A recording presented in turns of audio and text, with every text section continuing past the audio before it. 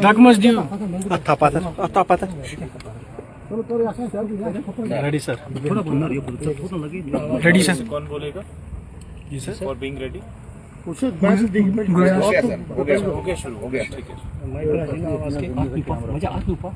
सभी media persons का बहुत बहुत शुक्रिया अदा आज अपना टाइम निकालने के लिए।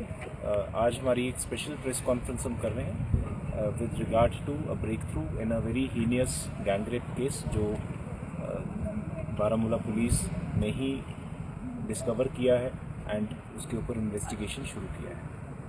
इसकी डिटेल्स यूँ है कि हमें 25 जुलाई को एक 21 साल की लड़की आती है, उसका हम नाम नहीं लेंगे because she is a victim.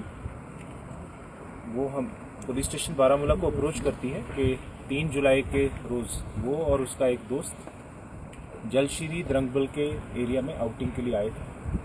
वहाँ पे जब वो प्रेजेंट थे तो वहाँ पे 2 अननोन पर्सन्स उनको अप्रोच करते हैं, उनको हैरेस करना शुरू कर देते हैं, उनका वीडियो लेना शुरू कर देते हैं।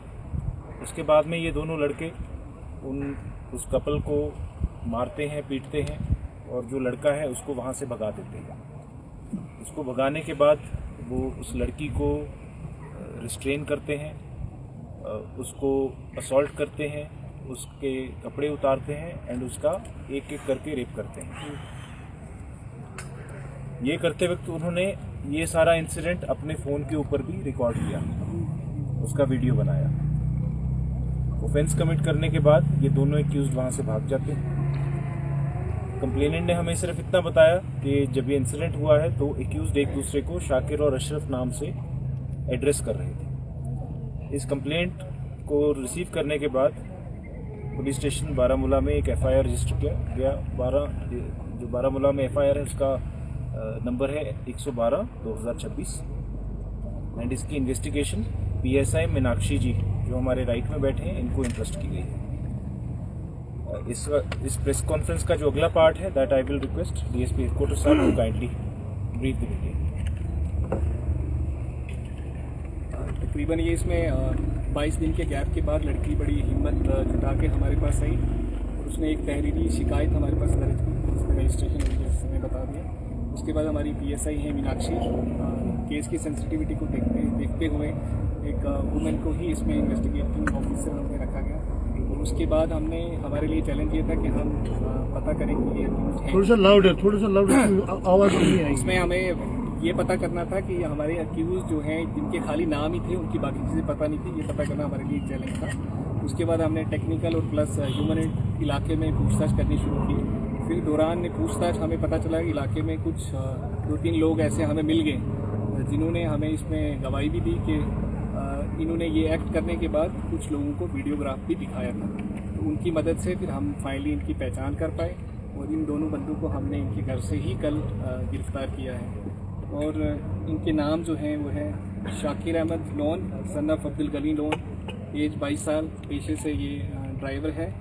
और दूसरा है मोहम्मद अशरफ डार सन ऑफ अब्दुल हमीद डार जिसकी एज 27 साल है और ये भी पेशे से एक ड्राइवर है। तो इसमें जो अशरफ है उसके शादीशुदा भी है और 2 बच्चे भी हैं। Rest of the part SHO साहब हैं जो दोनों एक्यूज के बारे में थोड़ी और डिटेल्स बताएंगे। ये जो 2 एक्यूज इस केस में मुलविस पाए गए उनको गिरफ्तार भी किया गया, जिनके नाम अभी जाहिर भी हुए हैं। शाकिर अहमद लोन वल्द अब्दुल गनी लोन जो जलश्री का है और उनका जो दूसरा दोस्त है मोहम्मद अशरफ डार सन ऑफ अब्दुल हमीद डार, वो भी जलश्री के हैं। तो मोहम्मद अशरफ डार 27 साल का है, उसने 7वीं तक पढ़ा है, जबकि शाकिर जेसीबी का एक ड्राइवर है वो भी 6ठी पास है। क्योंकि ये दोनों दोस्त हैं, जिस दिन का ये वाक़ा है वो जुम्मा का दिन था। जुम्मा के दिन चूँकि ये काम को नहीं जाते हैं तो नमाज से पहले ये वहाँ पर बैठे थे। तो उन्होंने जब देखा कि लड़का और लड़की ऊपर चले गए हैं तो ये बिल्कुल ताक लगा के ऊपर गए। बाकी जो ऑलरेडी ब्रीफ हुआ है कि वहाँ पर इन्होंने इस लड़की के साथ जिनसी ज़्यादती की एक करके पहले एक ने की, उसके बाद दूसरे ने की और वीडियोग्राफी की। तो जम्मू कश्मीर पुलिस बारामूला ने इसमें ठीक ठाक पिछले 2 दिन में ही इस केस को क्रैक किया और दोनों मुलजमान को गिरफ्तार किया। एसपी साहब Further इसमें briefing is to be done by PSI Meenakshi with regard to investigation. आप पहले इनका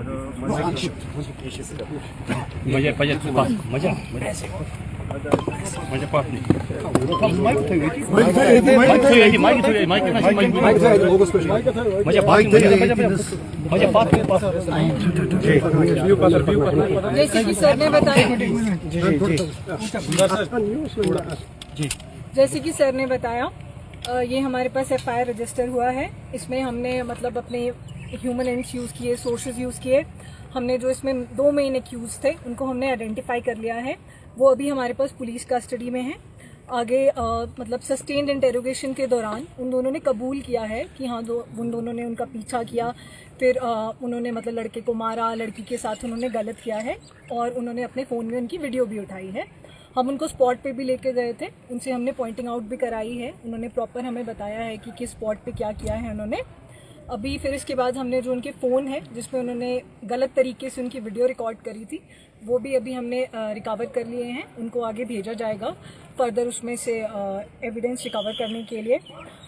फर्दर मैं यही कहना चाहूँगी कि हमारी मतलब यही कोशिश रहेगी कि इसमें हम फेयर, इम्पार्शियल और एकदम स्पीडी इन्वेस्टिगेशन करें ताकि जिसके साथ भी गलत हुआ है उसको जल्द से जल्द इंसाफ मिल सके।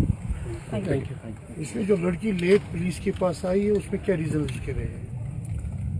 उसको थ्रेटन किया गया था बाय बोथ द एक्यूज कि अगर आपने किसी को बताया तो हम आपके लिए अच्छा नहीं है। सर इस सिलसिले में क्या उनको कोई प्रोटेक्शन दी गई है? जी हाँ, उनके फैमिलीज को? जी, they are protected and one of the reasons why we have not revealed the names of the victim is ताकि उनकी further protection है। अगर हम इस केस के सिलसिले में बात करें तो ये किस मरहले पे अभी पहुंचा है sir? I did not understand your question. आपका सवाल समझ नहीं आया सर इस केस की अगर बात करें तो ये किस स्टेज पे अभी पहुंचा है? वो मीनाक्षी जी ने ब्रीफ कर दिया। They've already briefed it to you. इस वक्त दोनों एक्यूज पुलिस कस्टडी में है, आगे इन्वेस्टिगेशन जारी है। All of the technical scientific evidences oral as well as documentary इसमें यूज किए जाएंगे टू इंश्योर के स्पीडी हम तरीके से इस पर्टिकुलर केस को इन्वेस्टिगेट करके जज साहब के सामने पेश करें। और हमारी तरफ से गुजारिश भी रहेगी जज साहब को कि इसका स्पीडी एक ट्रायल रहे, जो कि जुडिशरी ऑलरेडी करती हुई है in such heinous cases. But our aim will be कि हम इस पर्टिकुलर केस में जल्द से जल्द कन्विक्शन ला पाएं। इसमें इन दो के अलावा जिनके पास वीडियो गए थे उन्हें भी आगे शेयर किया होगा। More arrest are expected. As of now कोई एविडेंस नहीं है कि इन्होंने वीडियो शेयर किया है।